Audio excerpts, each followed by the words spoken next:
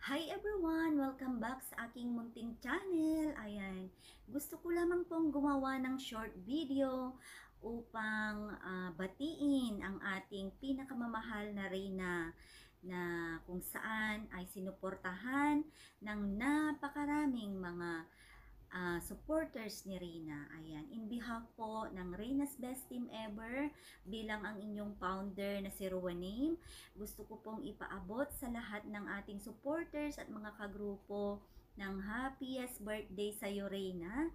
Sana ay mas marami pa pong tagumpay ang iyong makamit at alam ko na ang isa sa si Reyna's Best Team Ever ang isang may sulit na foundation na ngayon na sumusuporta sa iyo.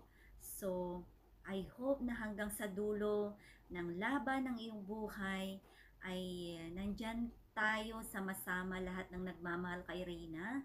At syempre, shout out sa lahat na nagmamahal sa iyo, lalong-lalo na sa team pabahay na talaga namang patuloy nating sinusuportahan at sana ma-appreciate mo ang aming ginagawang pabahay campaign para sa iyo at sana ma-enjoy mo ang aming munting regalo na talaga namang gumagawa kami ng mga paraan upang sa ganon ay mapatayuan ka namin ng bahay sa lalong madaling panahon. Ayan, once again, my dear, happy birthday. Sana maalala mo kami kahit na anuman ang mangyari. Sana maalala mo ang lahat ng mga nagmamahal sa iyo at huwag kang mag-alala anuman ang mangyari. Nandyan lang kami sa tabi mo hanggang sa tuluyan kang gumaling at sana kahit magaling ka na ay huwag mo kaming kalilimutan. Ayan. We love you, Reyna, in behalf of my team, Reyna's Best Team Ever at YouTube channel natin na Rowanim. Ayan. Thank you so much sa lahat ng nagmamahal kay Reyna. All the best sa iyo, Reyna, and more blessings to come.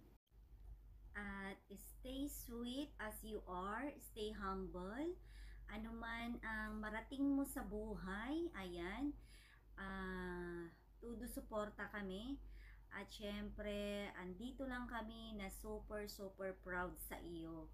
Ano man ang marating mo sa buhay at naniniwala kami na talaga namang hindi lang dito magtatapos ang mga suporta na iyong matatanggap at nakikita namin 10 or buong grupo ng Reyna's Best Team Ever ay nakikiisa sa iyong tagumpay. Ayan.